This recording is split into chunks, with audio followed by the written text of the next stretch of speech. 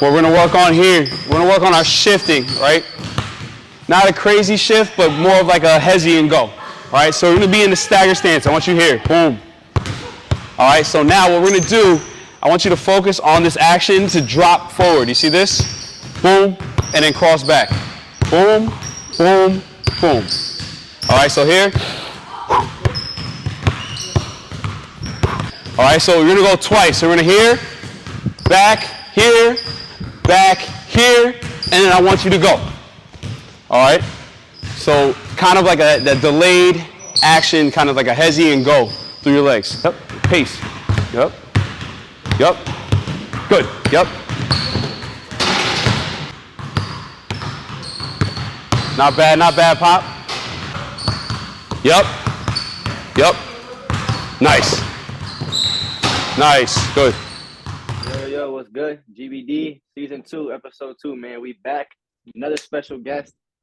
Yes, sir. We got my boy. We got my big brother, my mentor, my trainer, Steve Johnston. So it's good to have you on the podcast, get another perspective into life as a trainer. You worked with a lot of high-level guys, a lot of high-level pros, NBA players, a lot of high-level high school athletes. So it's just, good to have you on the podcast, man. Pick your brain a little bit. Appreciate you guys having me, for real. Been seeing you guys starting this, and it's good that we get more athletes just talking about the narrative, just from training to basketball, mental health, and all that stuff. I do the same thing. So just to get different perspectives, different, voices, preaching the same method, the more voices we get out there, we can really influence the next generation, for real. Exactly. Definitely. All right, so we just go jump right into it, man. So how did you start hooping? Yo, I hate interviews because I gotta go back into the archives. I just turned 31. My brain don't work the same. Like, I think, to be honest, it was just my dad, my mom. I think mainly my dad. He put me into hoops, so he just threw me in there. Just was naturally. I gravitated towards it. I was always the better player in the area in terms of my town. Like, I grew up in Stamford, Connecticut, but I was just good at it. I wasn't like, I'm not saying I was like the next thing coming, but I just was better than most of the kids in our area, and it was something that kind of helped me out a lot, with just making friends and stuff. So it was something that I always enjoyed doing, and then kind of. The love for it kind of blew from there. So I think that middle school was when it really turned up to another level. And yeah, from there, obviously, I can keep going and talk about the rest of my journey, but I know you guys have questions to ask, so I'll stop there. But that was when I kind of first started, and then it just kept growing. The love kept growing, as I got older. Definitely. We definitely gonna cover a lot. We're gonna try to cover a lot. And then, so like in your area, Stanford, I know there's definitely some good ball players up there. You went to St. Luke's, correct, for high school? Yeah, I started at a school called AITE, which was like an academic, like information technology school. So it was like one of a kind. It was a mag school. Basically, it was centered around a lot of technology. Didn't have a basketball team, so I played for locally West Hill High School. Didn't play my freshman year because I fractured my foot playing football. Played sophomore year, and then I started my junior year there. Then I transferred to St. Luke's. Okay, so see, I didn't even know that. Yeah, I didn't know either. How was your experience at St. Luke's, though? I know that's a NEPSAC school. Was it NEPSAC at the time? Yeah, it was all the schools were NEPSAC. It was just the levels were different at the time, right? So when I got there, going back to middle school, when I basketball, like I said, basketball was kind of like a introduction to me, and it started a lot of friendships for me. And then obviously they got to know me as a person outside of just a basketball player. But Eighth grade year was when I did really well, and I was really well known in the town. And St. Luke's was recruiting me at the time with this guy named Billy Lovett. He was known at the time. He was a coach for the New York Gauchos when they were prominent. He coached Kemba Walker, a local guy, two local guys, Tevin Baskin, who's from my area. He was a top 100 player in Connecticut in 2008, 2009. And then he also another guy named Devin Hill, who was like a 6'9" forward from Stanford. And he coached him. That kid played at DePaul. So he saw potential in me, recruited me to St. Luke's. He got fired going into my freshman year of high school. So that's when I went to AITE. But yeah, so fast forward, high school wasn't going the way I thought it was. I felt like I should have been playing a lot more varsity my sophomore year. Thinking back on it, I shouldn't have. I think he did the right thing. But in terms of just building for your future, I think he should have sprinkled me in there. Like our point guards were like 5'4". We had 2 point guards that were like 5'4". That was one of the most talented West Hill teams they've had in a long time. We had a 6'7", 6'8" center. We had a all-state kid that was my grade. His name was Diego Ramirez, one of the best players in the state. We just had a really talented group. He just wasn't a good coach. If he hears this, I'll tell him to his face, but had a lot of talent. Yeah, I don't sugarcoat shit. So we had a lot of talent, just, we didn't have the right person cultivating it. And I think we needed a role model or just the proper education to help these kids get out of their situations. A lot of them got caught up in their environment and ended up not doing too much with it, or a lot of them ended up going JUCO, which is fine. But we had a lot of scholarship guys that went under the radar because we just didn't have the right guidance. So like I said, fast forward, I revisited St. Luke's, went there. It was a culture shock.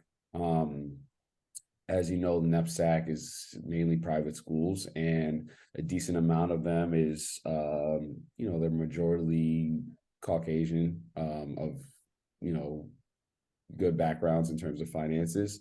So it was a different vibe, different environment. I never growing up, I was always friends with everybody. So it wasn't that big of a deal for me. It just was the lack of diversity that kind of messed with me. It was just I wanted more interaction there. But basketball wise, it was solid. It wasn't what it used to be. But me being there, I kind of kept it going. They had a solid tradition of good basketball.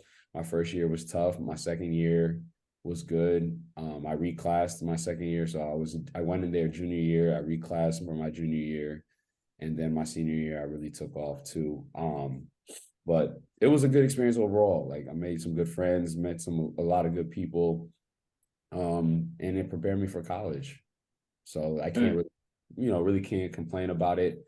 Like I said, a lot of good people through there, and the school still remembers me. I rent the gym from them. They all know who I am.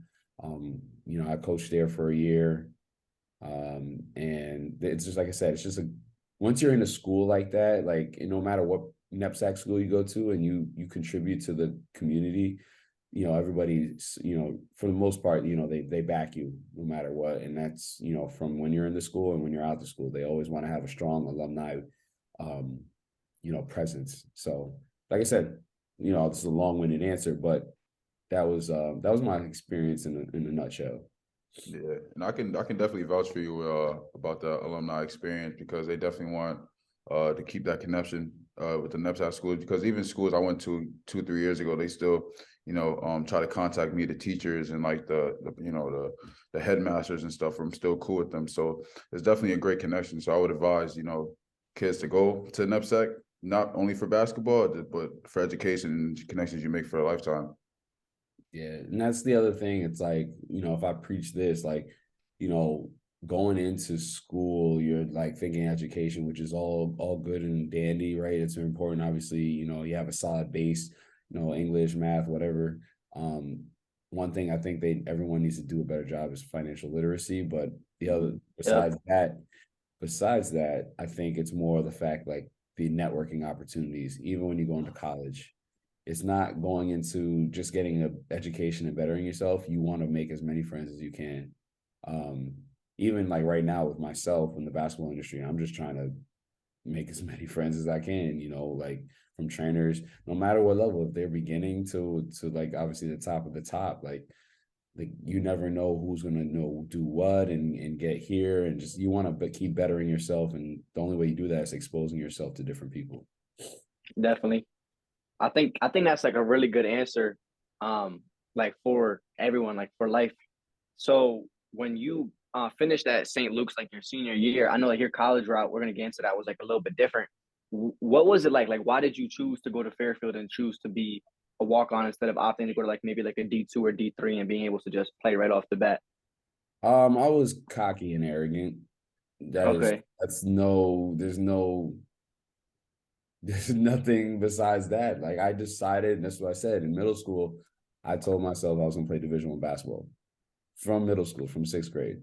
Sixth grade, like the reason why, the other thing I won't get too much into it, but like sixth grade was a tough transition year because obviously if you guys saw pictures of me, like I'm skinny, I look Indian, like I got made fun of, I got bullied a little bit, like, and then basketball was the like that bridged that gap between like, oh, who is this kid, to boom, like, like it was just like I said, it was interesting. It was just it was part of my journey. So fast forward to figuring things out, like realistically, like I said, no one was going to tell me I couldn't go D1. Realistically, thinking back on it, I was a D3 player. At the time, D3 wasn't as good as it is now, to be quite honest with you guys. But there were still some, high level guys coming, like playing, like Clark University was on me heavy in Massachusetts. They had a D3 All-American at the time. Their recruiting pitch was they had somebody higher up in Adidas. They gave them a lot of Adidas gear. And then they had an All-American. They wanted me to come in right away to score 20 points a game as the guard. That sounds good for everybody. I'm thinking about, like, I'm an idiot. Like I should have, I would have had the green light from the get-go. Like, what more do you want? But like I said, I was just a knucklehead, and like my goal was to play Division I. So I was realistic about my Division I dreams. I wasn't like, yo, I'm going to go to UConn, even though that was my dream. But I realized, with everything going on and seeing the level of competition, I'm just like, damn, I don't think I'm there. But like I felt like mid-major, low majors, I had an opportunity. I was reaching out to Patriot League schools because I had good grades. The MAC, NEC schools. Like I was literally going low major schools in the region. So I wrote a lot of letters, sent a lot of emails. People don't do that. I don't know if kids in this generation do the same thing, do that anymore. I mean, I know they're supposed to, but I was literally I was used to work for my dad. He worked at a hedge fund company. So I was doing like accounting as an intern. And in between, doing my projects, I'm like putting a list together, sending emails. Like, hey, like I know I'm trying to go to this school. Like, what are you guys looking for? Do you guys? I got a couple of responses back, like American hit me back from DC. Quinnipiac wanted more film on me. And I didn't have the film, but my coach did. And, there was a lot of up in the air, and it was up to God. Like at that time, like I was upset with my coach because I don't know if he sent it on time. At the time, his father just passed away. So I was also very, respectful of that. And like, it just was like unfortunate timing. I don't know if he was able to send it in on time because, when a coach and a program wants you, you got to send that stuff quick or they're going to just move on to the next kid. So that was my sense of urgency. But I just, like I said, I couldn't, I was trying to figure it out, and never talked to Fairfield, never visited the school. I don't tell people that. I never visited the school. I actually never stepped on campus till orientation. Fun fact. It was between Fairfield, Clark, and Marist.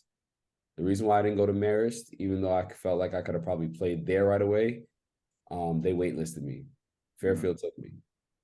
Their financial aid package was better than Clark's, even though no, it wasn't better, but Clark had to offer me a scholarship, which I turned down, a $20,000 scholarship, which was dumb. Once again, just kids, so you hear this is dumb. Yeah. Just to chase my dream to play Division I basketball. Yeah, so that's that. Okay. So after Fairfield, oh, actually, before I transition, I know you always post a picture with you playing against Duke. So I want you to just talk about that moment for you. Thanks. Like that was a very important moment in your college career. I was literally just talking about this, I think yesterday, because after I posted my birthday post, my friend goes, "Yo, he's a big Duke fan." He was like, "How's it playing in Cameron?" I was just like, I honestly, like, I try to remember it, but I kind of blacked out. Like, just being in that, like, you see that as a kid, like that's what you dream of.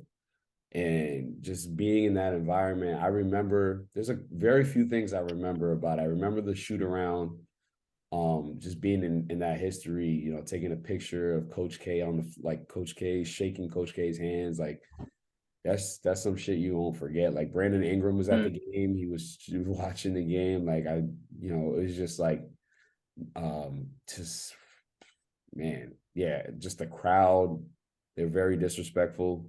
So if you guys are able to go there and experience that environment, they're very loud.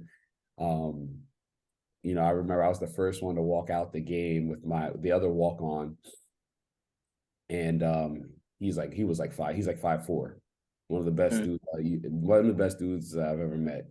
And literally, once he stepped out, "Shorty, why are you playing basketball? You're like 5'2". I was like, "Yo, That's crazy." he just stepped out." It was crazy. And yeah, it was, like I said, it was a good game in the first half, and then we just got blown out by 50. What was your That was the team that won the championship. chip though, right? Yeah, okay. Yeah. What year was that? Like 2015? Yeah, 2015. Yeah, 2015. That team had what? Jaleel Okafor, Quinn Cook, Tyus Jones, Justice Winslow. Yeah, that was a tough squad. Rashid Suleiman, Emil Jefferson, Semi Ojeleye was on that team before he played, and then he transferred a couple games after to SMU. SMU, yeah. Who am I missing? Jaleel, Justice, Grayson Allen. Allen. He's a dickhead. I don't like he's a dirty player, period. Yeah. He's probably a good dude. He just plays like a dickhead. Like that's who he is on the court. You got to respect it. I'm trying to think who else. No, that was it.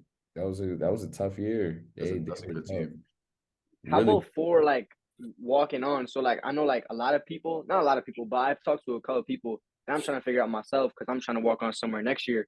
But people either sometimes they have like a connect, they have faith in themselves, they go and try out, or like they get in contact with a coach. Which was the case for you? Were you just like a tryout player, or you had a connect, or what happened there to get you on the squad?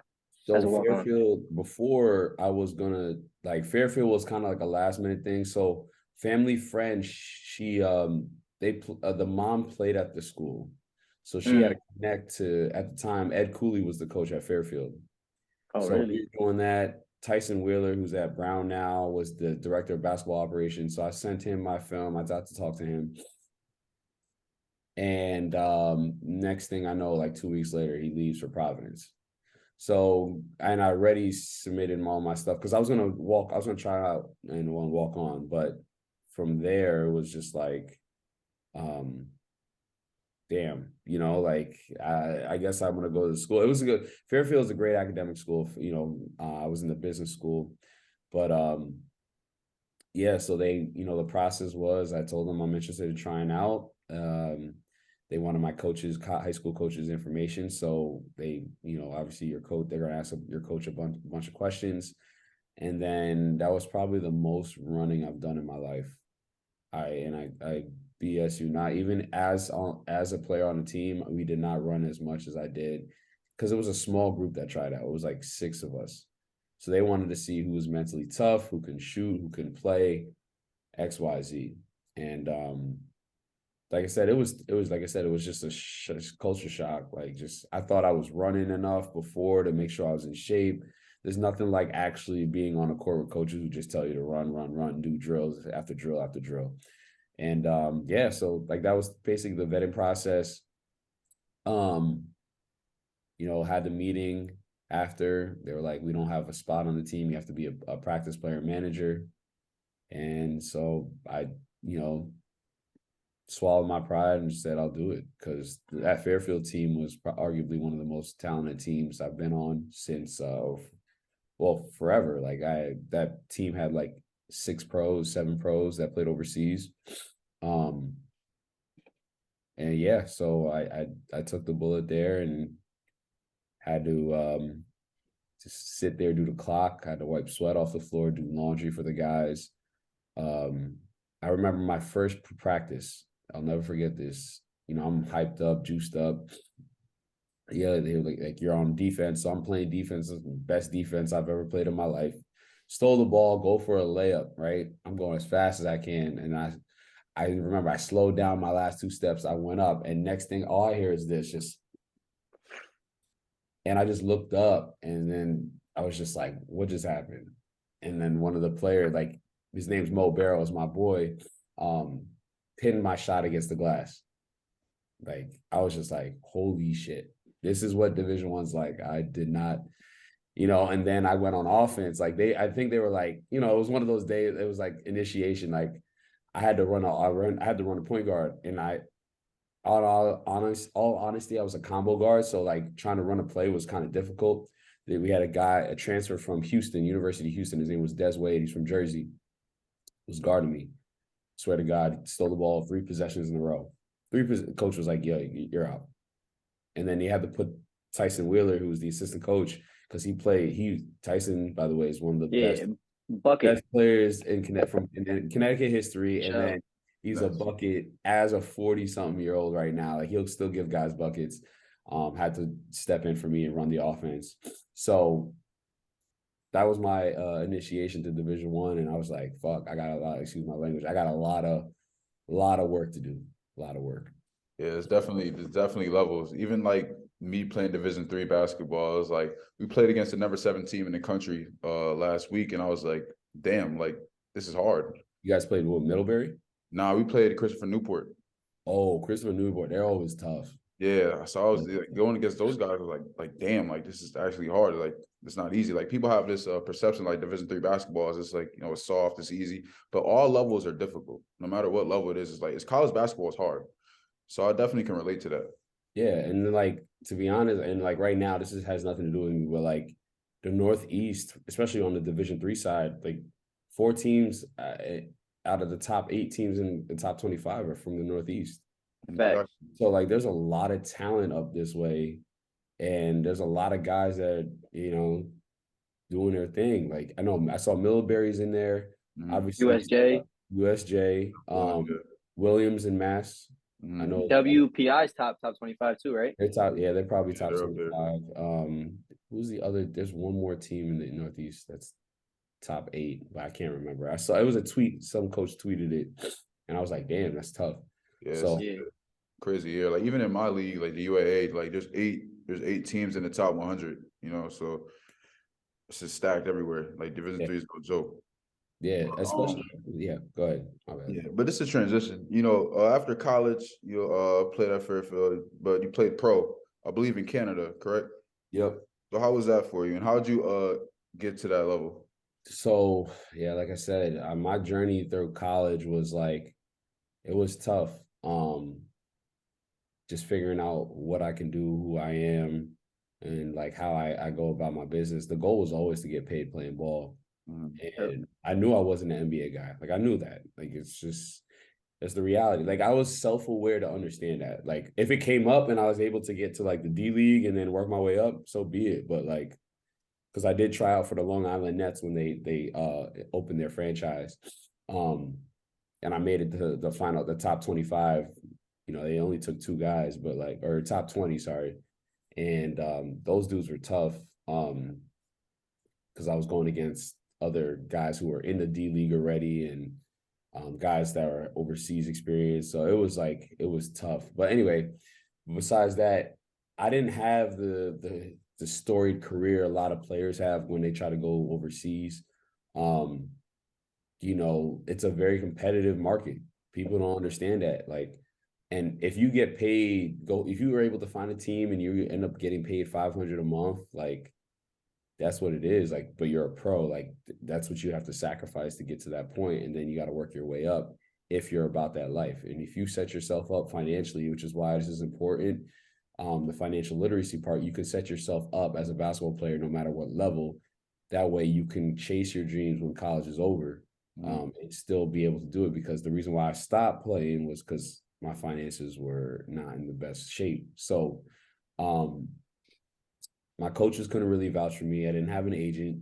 So I was going to different overseas exposure camps all over the place. You know, I went to Vegas twice, drove down to Virginia 2 times. There was a couple in New York, a couple in Mass.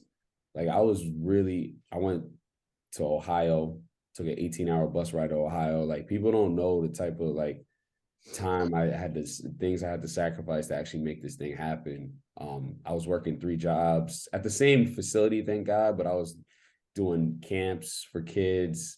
This was during the summer. Then I did clinics after school. Then I was doing the board as the clock for a men's league. You know, so I was at that facility and I would work out throughout the day. So I was there at that facility like 6 a.m. to like almost midnight every day for a whole summer, just grinding and trying to save money and stuff. So that was 5 days a week. But yeah, and I caught a break. I went to camp in New York and my team won the chip. I was doing my thing. Happened there was a new league starting in Canada. They said everybody from my team, they wanted us to go. And mind you, my team was actually kind of solid. We had it was me, my boy Chris and Scott. They're both 6'9". Scott was actually from Windsor. I know Scott. Scott Sill, yeah. And then this dude Chris, he's from New York. Or is he from New York? No, he went to Long Island. But he's from North Carolina. And a couple other guys. We all went, I think my boy Scott from PA, but not Scott, Sam from PA. So we went to where did we go? We went to that camp. They invited us to go to Ohio, where the head guy, his name was Butch Carter, ran a final tryout. And then from that tryout, that's why I took the 18-hour bus ride. I rented a hotel room with Scott, like a red roof in, split that with them. Like I slept on the floor. And then I had to take a bus ride home. Got there, they like what I do.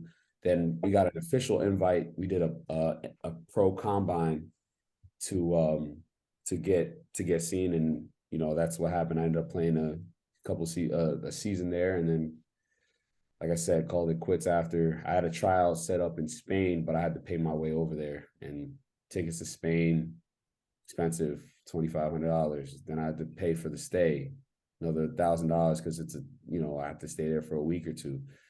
So like I said, it got expensive. Yeah. Definitely. So then you transitioned into training right after that, right? After you finished playing?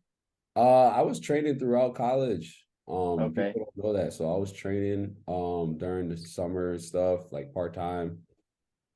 My boy, the kid, his name is Jack Malkowitz. First kid I ever trained. I was his summer camp coach. Not coach, but like I was his camp counselor. And then he wanted to do private training. He wanted to make the West Hill team. He got cut 3 years. He got cut all 4 years. Oh, no, he didn't try out freshman year. Got cut the next 3 years. Became the manager senior year. Then kids were quitting, so they gave him a jersey. And then on senior night, scored his first bucket, and I was there to see that. That's great. Full circle moment. And then he said he wrote his entrance letter to college to Fairfield about me, and he ended up going to He graduated from Fair. He went to Fairfield, graduated from there. So like that was my first success story, and that's the first person that like really, made me think like I could do this. And then like even while I was training all my stuff, like that's what I was training on the side, and I made my business right after I graduated college, my LLC. And yeah, you know, it was just something that I knew I could do. Even as a player at Fairfield, when I was on the bench, like I was a walk, so I didn't play right away. Like I was always on the bench. I always had a positive mindset, and I was always trying to figure out how to help my teammates. And because of that, I think being able to articulate what I saw, what the coaches want, I was able to talk to the guys like, yo, I think this is open, this, that, third, or like even bringing my boys, like the best player on my team, my junior and senior year was Mo Barrow and my other boy, Marcus Gilbert. Like we would go to the gym together and like we would just shoot. But then I was like, yo, let's work on our handle. And I would put them through workouts with me. Even though I wouldn't do what they had the green light to do, that's what happened. So like all that stuff, all the things I went through had led me to this point and to that point where I was just like, I started just to be a good trainer. And yeah, that's what happened. And so that's kind of where I went. And then I was kind of deciding whether trainer, coach. So I was doing both. And after going to Virginia coaching, I was a post-grad coach at Fork Union Military. I was the assistant coach. And I had 24-hour access to the gym. The only issue was I wasn't allowed to use it whenever I wanted to. But then they gave me access. And then I hit up DJ Sackman when I went to the Final Four that year. Went to his thing, talked to him. Then he gave me an opportunity to go to China. And then when I came back after I made really good, the most amount of money I've seen in my life, like in my hand. And I was just like, yo, the money's good. I can make my schedule. I'm going to do this full time. And I've kind of full time since. So that was like 2019. Okay. That's really dope. And for someone like me who's aspiring to be a trainer, once I'm done hooping, like for real, like as I've already started training kids, like just like you said, like just like here and there between the summers and whatnot. But like that's really inspiring for me to hear. What has it been like to like just like training pros? I know you posted a picture with Tyler Harrow not too long ago. Like what, like that was in Florida, right? Yeah, I was in Florida. So like what is that like, just being around, like obviously they people, but like what is that like being around people that's like the top of the line? Like that's like an all pro player, you know? Yeah. So like I try not to like, DJ told me best. My first like big name player that I helped work out was Carmelo Anthony. And I was like rebounding, kind of contesting his shots and stuff. And that was with Alex Bazell. And I met Alex through DJ. Quick side note, like, rest in peace, Kobe. Like that was that time, 2019. Like I met him, fast forward December, Kobe and Gianna were in town. DJ and Alex were training Nafisa, who's Alex's wife. She was at UConn. Gianna, AZ Fudd, and I think it was just those three. And I was begging them, can I go? But it was a really closed workout. It was at the MBPA. It was they only wanted one camera person. And but DJ was the one who said like, yo, just don't go in there taking photos and videos and all that stuff. Like it's real like fanboyish, like you're not a fan. If you're gonna treat yourself as a professional, act like you've been there. So that's what I do going into it. Still, obviously just seeing him in person, like for me as a 31-year-old, like seeing a dude that's young in the league, like I try not to like geek out on it because it's dope to see them because they're in the NBA, but they're also younger than me. So I don't know if that's like an ego thing or whatnot, but like I don't want to have them look at you funny, like, yo, why is this 30-year-old look like trying to be like a fanboy? Like it's weird, So like this past summer, I was in LA for a week with Drew Hanlon. The amount of NBA guy like Taco Fall, Michael Porter Jr., Jason Tatum, Bradley Beal, Tyrese Halliburton, Pat Williams, Victor Oladipo. There's what's his name?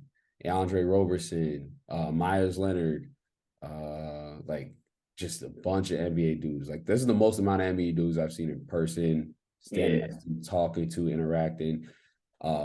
Because of my other relationship with Alex, I was able to go because he'd be training and they were having runs. So I got to see guys play. So I got to see also Evan Mobley, Isaiah Mobley, got to meet Kyrie and talk to Kyrie. That was like so dope. So dope. We were talking about the new DJ Khaled album was so cool. Yeah. And I saw Miles Bridges. Yo, he's such a talent. Sucks he did what he did. Yeah, I got this. Like I said, this is the most amount of NBA guys I've seen in my life, and like just like real quick, I know it says the time's running out, but like the kids that say they want to get to the league, I don't think they understand how hard your favorite player is working. Like that's the one thing I got to see. Like Tatum has his own strength and conditioning coach traveling in his posse. Like wherever he goes, like you're in my posse. So before our workout, he went to the weight room with his strength. Yeah, you got to warm me up. So bet like they would go warm up. Then he comes back up on the court, and then they start getting into the basketball stuff. Yeah. So it's like that's what I always say. Like there's so much resources out there for kids and players, but like understanding like what to filter in and filter out. There's enough information for everybody to succeed, but it's like who's going to consistently do it? The word is consistency. And a lot of kids are lazy. Like even myself, I catch myself. Sorry, I catch myself being lazy too. Where I know I gotta put my stuff. I gotta stay on my game because you got guys like Drew Hanlon, DJ Sackman. I respect what's his name. By any means. Like guys, one of my new mentors who I'm in this mentorship program. You guys gotta look into him. His name is Phil Beckner. He trains Damian Lillard and Anthony Simons. Really good dude. Really good dude. Not just on the skill side, but like you developing yourself as a person. I suggest you guys look into him. He's something I'm really like, I really like. And I only met him only because I went to Drew Hanlon's Pure Sweat Trainer Conference, right? So like, that's what I'm saying. I'm always growing and learning and stuff like that. Definitely. So I know you accomplished a lot so far in your experience with basketball. You worked with a lot of high-level guys. So for 2023, what are some of your goals or some of the things you want to accomplish or some of the people that you want to meet and work out with?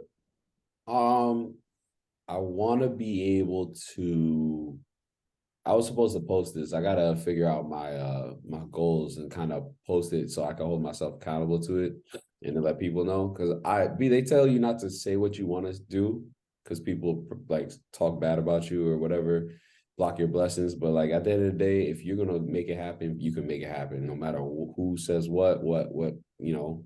Like it's mind over matter. It's about your will and just putting yourself in the right situation. So I do want to start groundwork on a facility. That's my goal for this year. Meet the right people. Try to get that going. Go back to LA.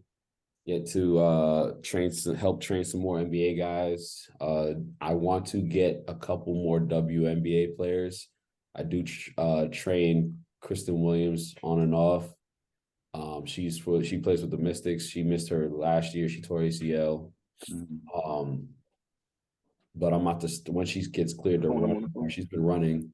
I'm about to head down there to train her in DC. She wants me to go down there, so I'm gonna try to see her before the season starts more and more. Just get more high level players that value me, and then I want to help more kids. Just like I want to have something more solidified as a schedule, like in gym time. That way I could do like academies where it's like big group stuff, but it's all good work. And it's at a good price point where anybody can come in and train. Like the training I run right now is a little bit on the higher price side, just because it's a more exclusive thing. And on top of that, gym rental prices are ridiculous. So for me to actually make a living off it, I have to charge what I charge. And due to the fact that I don't have to like explain my prices, but just because of the amount of experience that I have and the amount of time I've put into this game, that's why, you know, I charge at a premium. My boy just told me somebody was talking, saying people don't train with me because my prices are high. And I look, I get it. I respect that. But, you know, the difference between me and another trainer is just the amount of time that I put in, the amount of effort and knowledge, the amount of film I study. I have hours of film of different players. Like I haven't posted. Like I do 20-minute, 30-minute breakdowns and I put them up for free. Like, thanks. You know what I'm saying? Like I do this. This is what Yeah. I do. This is what I love to do. This is what I'm always learning. You know, like at the Drew Hanlett, that pure sweat thing. You know, I'm shouting him out a lot, but like I got to meet Mike Procopio, and if you guys don't know who that is, he's known for being Kobe's video trainer for a couple of years. And the way he breaks down film is just remarkable. He does film work with Enrique Ogunbowale, who's one of the top WNBA scorers in the league, and he does an amazing job. So like him talking to him, learning more about film breakdown, the importance of it, and how Kobe used to like when the game was over, like I want the film by 7 a.m. the next day. So he had to break it down and have that set for Kobe. And it was like he wanted that 30 minutes, 20, 30-minute breakdown of you had the double team coming from here, 8 possessions, and this is what you did. This probably is going to be open when they play you again. Like it was like everyone talks about how Kobe was detail oriented, like, but hearing it from somebody who was with him doing it, like it changes a lot of perspective. And that's why it's important to be detail oriented. But like I said, a lot of kids play ball, like I think, in my opinion, because it's cool, right? They see a lot of influencers, but like they got to put in the time, they got to put in the work, they got to want to study. Like a lot of kids rely, like this is the age where we have the most athletic kids, most skilled kids, and that's just because of what our environment is now. But if you put a kid let's say when I was growing up, with how they are, they would be good, but I just don't think they'd be as tough as some of the guys that I grew up with, because they were like playing all day. We were used to play at the park all day, or we used to go to LA Fitness and play for 6 hours, 5-6 hours. Like obviously there's more knowledge where you shouldn't be doing that like as much, but like that's how much we love the game though. Like we learned a lot playing like pickup basketball, and that's where a lot of dudes get better. And that's the crazy part is a lot of training, the top trainers, our main thing right now is like live actions. Yeah. 1, 2, 1, 2, 3 on 3. Yeah. That could be taken away by just going to the park, and you wouldn't have to pay somebody to just go play. But not enough kids want to do that.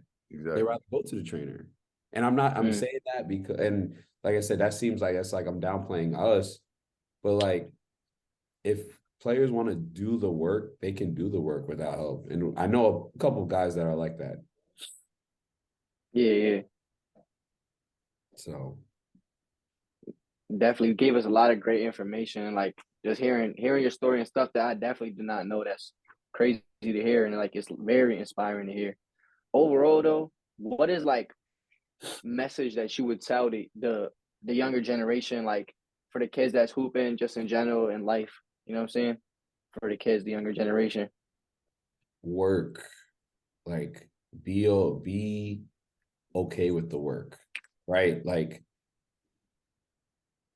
and understand like it's not going to be easy, right? I have a player who's at prep school saying this is the hardest he's ever worked in his life, and he's expecting results right away because he's like, yo, I've never put so much work in by myself, this, that, and third, and so I'm discouraged it's not showing up. I'm like, it's not going to happen overnight. That a lot of people want instant gratification. And the issue with that is there are some activities that you can do that and it'll happen. Example, it's people like being clean, washing dishes. Boom, that's done. That's quick. That you feel good that you clean something. Now it's clean. Now you can relax. Doesn't bother you. Something like you're working on a school project. Obviously lifting weights or losing weight. That's not a overnight thing. That's going to take time. So kids need to be more comfortable with their process and not be so caught up in everybody else's race. Worry about yourself. Yes, you can look at them. Like, I'm not saying it's bad to like compare, but like, you don't know their journey. You don't know what they've been through. You don't know what they've done to get to that point. So they may have started 5 years before you, and you decided to take it serious now. So of course they're gonna be here when you're here. But maybe they're like gonna slow down and then you have to ramp it up. So now you're starting to catch up, or they're gonna stay here and then you gotta just work twice as hard and twice as smart. So now you can catch up. That may take a year, may take 2 years, may take 5.